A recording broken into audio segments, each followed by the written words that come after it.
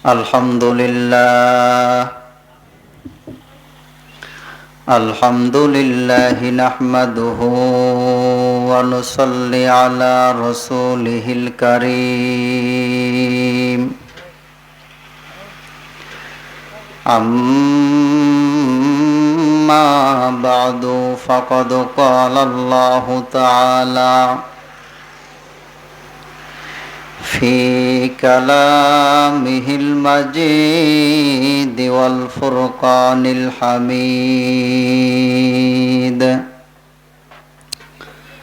أعوذ بالله من الشيطان الرجيم بسم الله الرحمن الرحيم ولو أن أهل القرى آمنوا واتقوا لفتحنا عليهم بركات من السماء والأرض وقال النبي صلى الله عليه وسلم من أحب سنتي فقد أحبني ومن أحبني كان معي في الجنة أو كما قال عليه الصلاة والسلام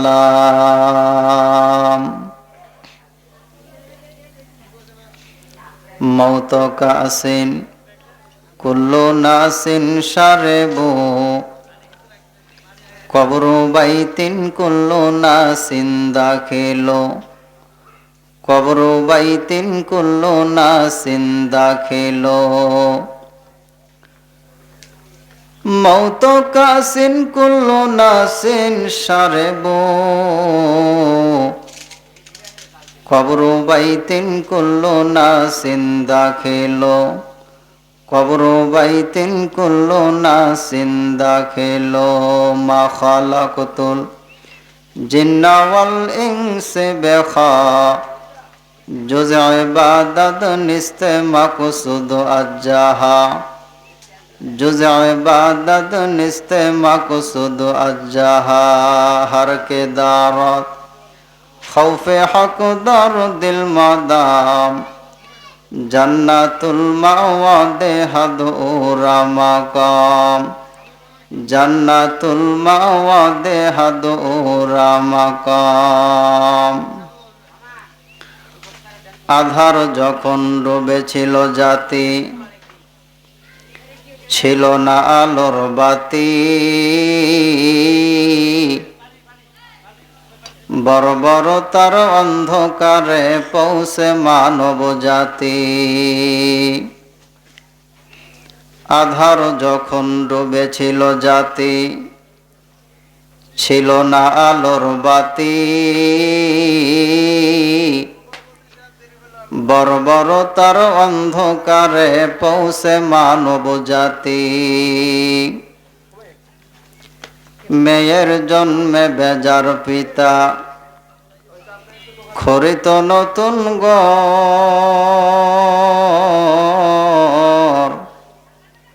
কন্যা সন্তান জন্মিলে মায়ের কাঁপিত সে অন্তর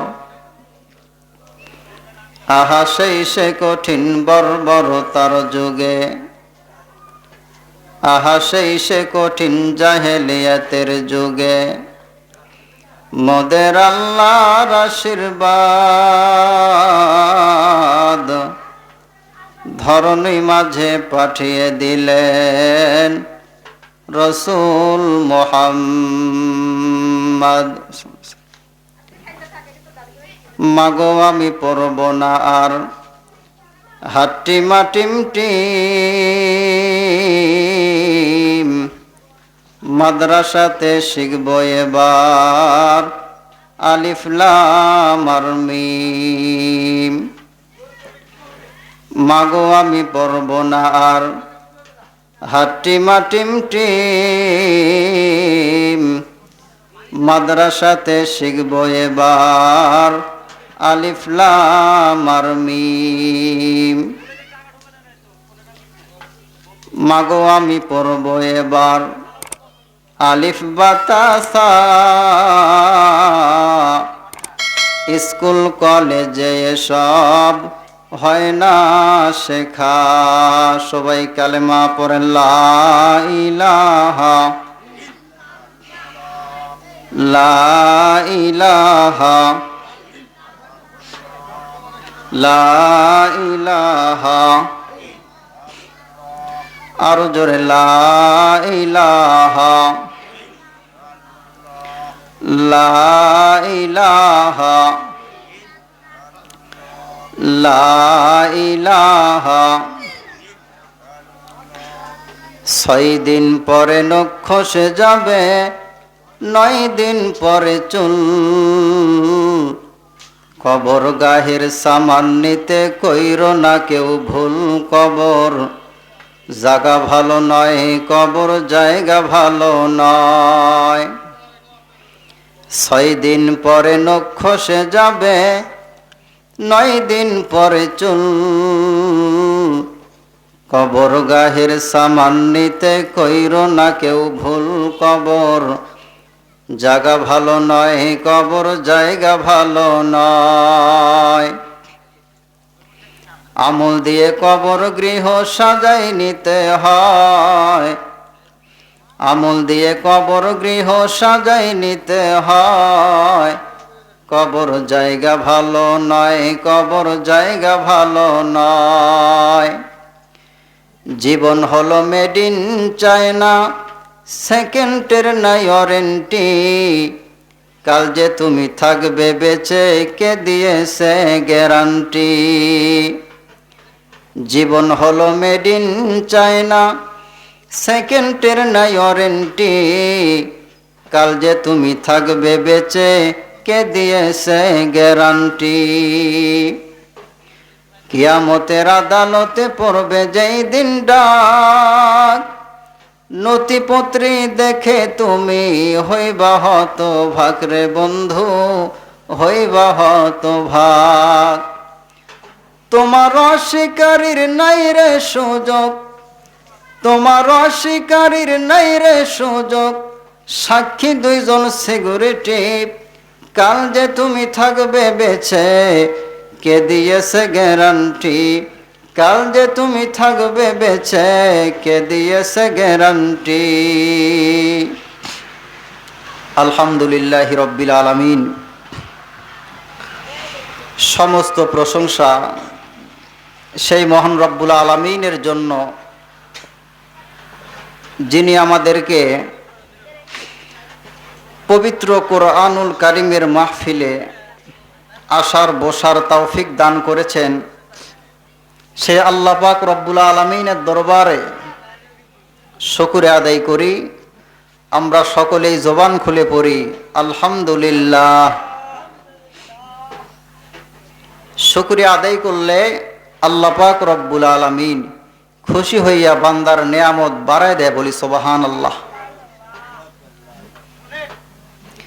লা ইন শাকারতুম লা আযীদান্নাকুম ওয়া লা ইন কাফারতুম ইন্না আযাবি লাশাদীদ। সম্মানিত উপস্থিতি,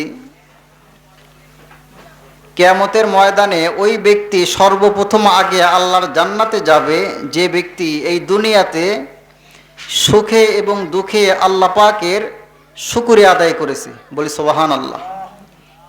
ওই ব্যক্তি কিয়ামতের ময়দানে সর্বপ্রথম আগে জান্নাতে যাবে, বলি সুবহানাল্লাহ।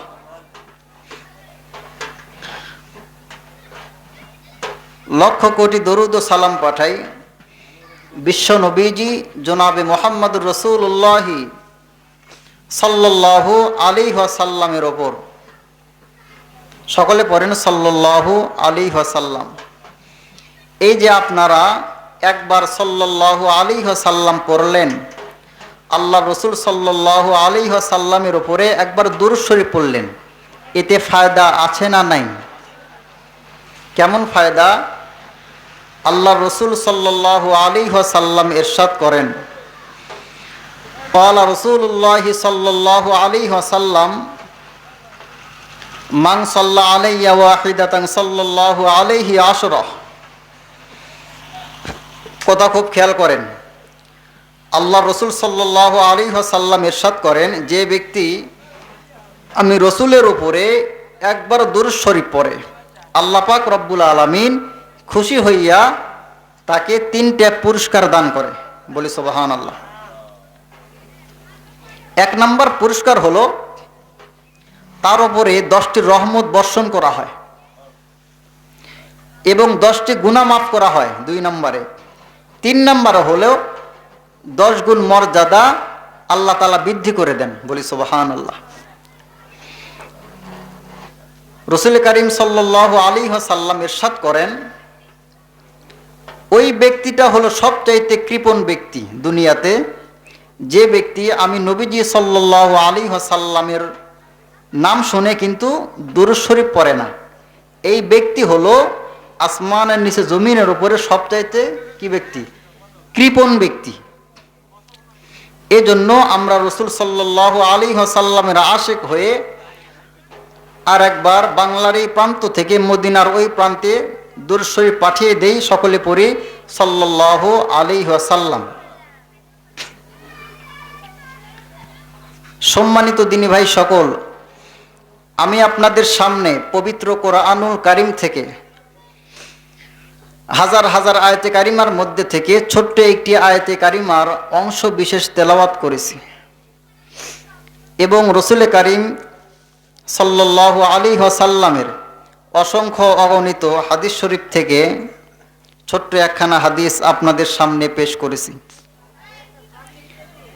আল্লাহ পাক যদি তৌফিক দান করে, কোরআনের আয়াতের সাথে এবং হাদিসের সাথে সামঞ্জস্য রেখে অল্প কিছু কথা বলবো। আল্লাহ পাক আমাদের সকলকেই শোনার, বোঝার এবং আমল করার তৌফিক দান করুন। সকলে পড়ি আল্লাহুম্মা আমিন। সম্মানিত দিনী ভাই সকল, আল্লাহ পাক রব্বুল আলামিন পবিত্র কোরআনুল কারীমের ভিতরে ইরশাদ করেন, ওয়ালাউ আন্না আহলাল কুরা আমানু ওয়াত্তাকাউ লাফাতাহনা আলাইহিম বারাকাতিম মিনাস সামাই ওয়াল আরদ।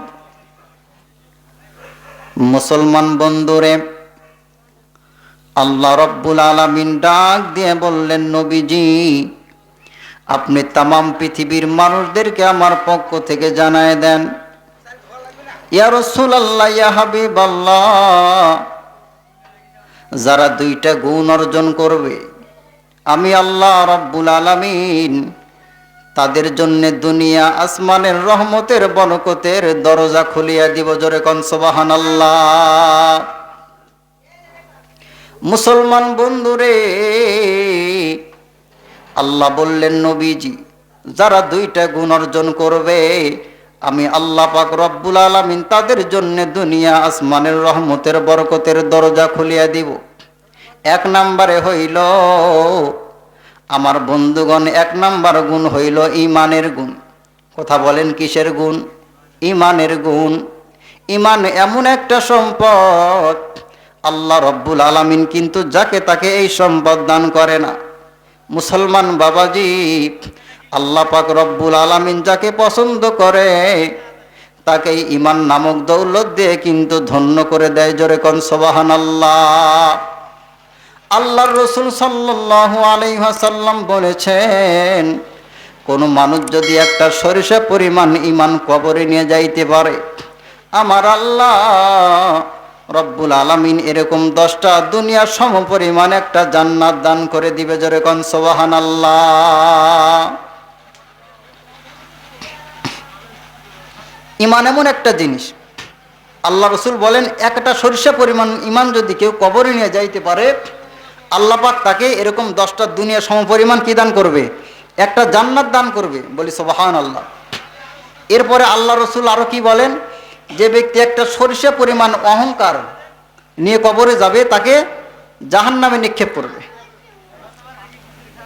তাহলে আমাদের ভিতরে অহংকার থাকা যাবে না।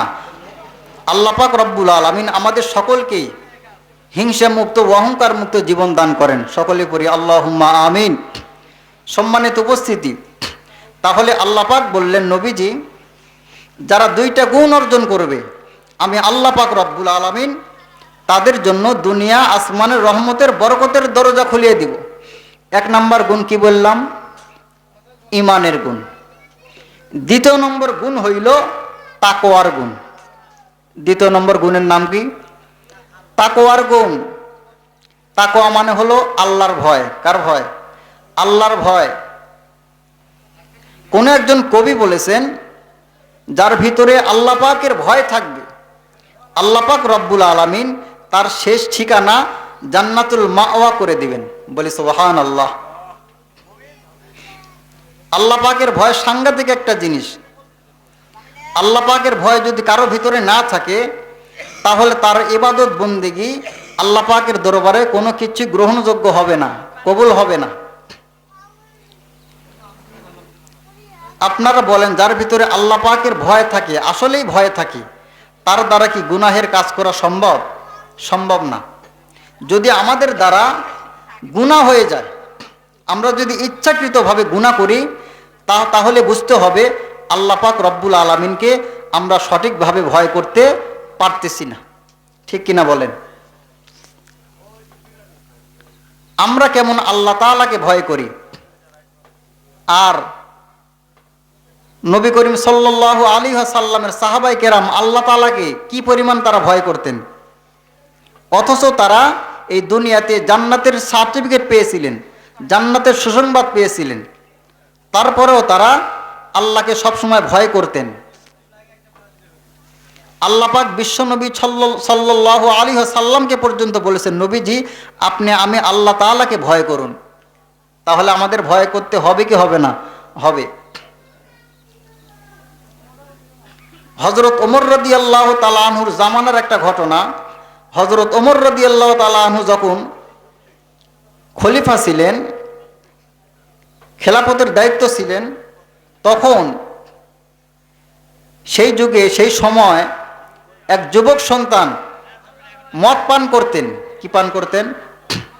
মদ পান করতেন। দেখেন আল্লাহ পাকের ভয় কাকে বলে। মদ পান করতেন, তার মদ না খাইলে ভালো লাগতো না। একদিন হাঁটি হাঁটি পা পা করে বিবির সামনে চলে গেল, ডাক দিয়ে বললেন, পানের বিবি গো, আমি তো প্রতিদিন মদ পান করি, আমার মদ পান না করলে তো ভালোই লাগে না। আমি মদ কেনার জন্য বাজারে চলে গেলাম। এই যুবকের স্ত্রী বিবি ডাক দিয়ে বললেন, স্বামী গো, এইটা যদি হযরত ওমর জানতে পারে গো, আপনার বডি থেকে কল্লা আলাদা করে দিবে, আপনার বিরুদ্ধে কিন্তু মামলা হয়ে যাবে, ঝামেলা হয়ে যাবে। স্বামী গো, আপনার মদ পান করার কোনো দরকার নাই। স্বামী ডাক দিয়ে বললেন, বিবি রে, না, আমার অবশ্যই মদ পান করা লাগবে। আমি বাজারে গেলাম মদ কেনার জন্যে। মুসলমান বন্ধুগণ, এবার এই মদখোর যুবকটা হাঁটি হাঁটি পা পা করে চলে গেল বাজারে মদ কেনার জন্যে। এক বোতল মদ কিনছি। মুসলমান বন্ধুরে, এক বোতল মদ কেনার পরে আল্লাহর বান্দা বাজারে হাঁটি হাঁটি পা পা করে বাড়িতে আসতেছে। এবার হঠাৎ করে নজর করে দেখলেন, অপর দিক থেকে খলিফাতুল মুসলিমিন হযরত ওমর রাদিয়াল্লাহু তাআলা আনহু আসতেছেন। এবার মদখোর যুবকটা হযরত ওমর রাদিয়াল্লাহু তাআলা আনহুকে দেখার পর আল্লাহ তাআলাকে ডাক দিয়ে বললেন, আল্লাহ, তুমি হযরত ওমরের হাত থেকে আমাকে বাঁচাইয়া দাও, আমি আর কোনোদিন মদ পান করব না। আল্লাহ, তোমার ভয় আমার দিলের মধ্যে ঢুকাইলাম, আল্লাহ গো, হযরত ওমরের হাত থেকে আমাকে একটু বাঁচায় দেন। মুসলমান বন্ধুরে, এবার এই মদখোর যুবকটা হযরত ওমরের সামনাসামনি যখন চলে আসলো, এবার হযরত ওমর জিজ্ঞাসা করলেন, যুবক ভাই রে, তোমার হাতের মধ্যে এটা কিসের বোতল? এবার মদখোর যুবক ডাক দিয়ে বলতেছেন, ওমর রে, আমার হাতের মধ্যে এইটা দুধের বোতল। এবার হযরত ওমর বললেন, দেখি তোমার এই বোতলটা আমার হাতের মধ্যে দাও। এবার হযরত ওমর রাদিয়াল্লাহু তাআলা আনহু এরকম ভাবে বোতলটা হাতের মধ্যে নেওয়ার পরে বোতলের মুখটা যখন খুলছে, খুলে নজর করে দেখে পুরা মদের বোতলটাকে আল্লাহ তাআলা দুধে পরিণত করে দিয়েছে। বলি সুবহানাল্লাহ। তাহলে এই ব্যক্তিটা আল্লাহর ভয়ে আল্লাহ তাআলার কাছে কি করলেন? তওবা করলেন, আল্লাহ আমি আর কোনোদিন মদ পান করব না, আপনি আমাকে হযরত ওমরের হাত থেকে আপনি একটু আমাকে বাঁচাইয়া দেন। তার তওবাটা আল্লাহ তাআলা কবুল করে ওই মদের বোতলটাকে কিসে পরিণত করে দিয়েছে? দুধে পরিণত করে দিয়েছে। শুধুমাত্র কেবলমাত্র এই মদখোর যুবকটার ভিতরে আল্লাহ তাআলার ভয় থাকার কারণে আল্লাহ তাআলা মদের বোতলটাকে দুধে পরিণত করে দিলেন। বলি সুবহানাল্লাহ। তো সম্মানিত উপস্থিতি, আমি আপনাদের সামনে যে বিষয়টা নিয়ে আলোচনা করতেছি সেটা হলো, আল্লাহ তাআলা বলেন, ওয়ালাউ আন্না আহলাল কুরআ আমানু ওয়াত্তাকাউ লাফাতাহনা আলাইহিম বারাকাতিম মিনাস সামাই ওয়াল আরদ। আল্লাহ তাআলা বললেন, নবীজি আপনি তাম পৃথিবীর মানুষদেরকে আমার পক্ষ থেকে জানায় দেন, যারা দুইটা গুণ অর্জন করবে আমি আল্লাহ পাক রব্বুল আলামিন তাদের জন্য দুনিয়া আসমানের রহমতের বরকতের দরজা খুলিয়ে দিব। বলি সুবহানাল্লাহ। তাহলে এক নম্বর গুণের নাম কি? ইমানের গুণ। দ্বিতীয় নম্বর গুণের নাম কি? তাকওয়ার গুণ। দ্বিতীয় নম্বর গুণ হলো তাকওয়া, তার মানে হলো আল্লাহ তাআলার ভয়। আল্লাহ পাক আমাদের সকলকে এই দুইটা গুণ অর্জন করার তৌফিক দান করুন। সকলেই পড়ি আল্লাহুম্মা আমিন। সম্মানিত উপস্থিতি, আর ছোট্ট দুইটা আমলের কথা বলে ইনশাআল্লাহ আমি আলোচনা শেষ করে দিব। এর ভিতরেই আমাদের আরেকজন আলোচক এখানে চলে আসবেন। এক নম্বর আমল হইল, রাসূল করিম সাল্লাল্লাহু আলাইহি ওয়াসাল্লাম ইরশাদ করেন, আমার কোনো উম্মত যদি প্রতিদিন 100 বার সুবহানাল্লাহি ওয়া বিহামদিহি পড়েন তো, সুবহানাল্লাহি ওয়া বিহামদিহি, এই তাসবিহটা আদায় করে 100 বার প্রতিদিন। কতবার? 100 বার আদায় করে আল্লাহ পাক রব্বুল আলামিন তার সমস্ত গুনাহগুলি মাফ করে দিবেন। আল্লাহ রাসূল বলেন, যদিও সমুদ্রে ফেনা পরিমাণ যদি গুনাহ হয়ে থাকে, তারপরেও এই তাসবিহ আদায় করার বিনিময়ে আল্লাহ তাআলা তা মাফ করে দিবেন। সুবহানাল্লাহ পড়েন। দ্বিতীয় নম্বর আমল হইল, আজকে পবিত্র শুক্রবার জুমার দিন গেল, কিন্তু ঠিক কিনা বলেন? আল্লাহ রাসূল সাল্লাল্লাহু আলাইহি ওয়াসাল্লাম ইরশাদ করেন, কোনো বান্দা বান্দি যদি প্রতি শুক্রবারে আসরের নামাজের পরে একই বৈঠকে বসে আমি রাসূল সাল্লাল্লাহু আলাইহি ওয়াসাল্লামের উপরে 80 বার দরুদ পড়ে, কতবার? 80 বার দরুদ পড়ে, আল্লাহ পাক রব্বুল আলামিন তাকে দুইটা পুরস্কারে পুরস্কৃত করবেন। সুবহানাল্লাহ পড়েন। সেই দরুদ শরীফটা কি? সেই দরুদ শরীফকে বলা হয় দরুদে উম্মি। আল্লাহুম্মা সাল্লি আলা মুহাম্মাদিন নাবিয়িল উম্মি ওয়া আলা আলিহি ওয়া সাল্লিম তাসলিমা। এই দরুদকে বলা হয় দরুদে উম্মি। যে ব্যক্তি প্রতি শুক্রবারে আসরের নামাজের পরে একই বৈঠকে বসে 80 বার আদায় করবে, আল্লাহ রাসূল সাল্লাল্লাহু আলাইহি ওয়াসাল্লাম বলেন তার 80 বছরের সগীরা গুনাহগুলি আল্লাহ তাআলা মাফ করে দেয়। এটা হলো এক নম্বর পুরস্কার। দুই নম্বর পুরস্কার হলো 80 বছর নফল ইবাদত করলে যে সওয়াব হয়, সেই সওয়াব তার আমল নামায় লিখে দেওয়া হয়। বলি সুবহানাল্লাহ। আল্লাহ পাক আমাদের সকলকেই এই ছোট্ট দুইটা আমল করার তৌফিক দান করুন। সকলে পড়ি আল্লাহুম্মা আমিন। শুকরিয়া জানাই আল্লাহ, শুকরিয়া জানাই তোমায়, অসহায় বান্দা মোরা বেঁচে আছি তোমার দয়ায়, অসহায় বান্দা মোরা বেঁচে আছি তোমার দয়ায়। সুবহান রাব্বিকা রব্বিল ইজ্জাতি আম্মা ইয়াসিফুন ওয়া সালামুন আলাল মুরসালিন আলহামদুলিল্লাহি রাব্বিল আলামিন। আসসালামু আলাইকুম ওয়া রাহমাতুল্লাহি ওয়া বারাকাতুহু।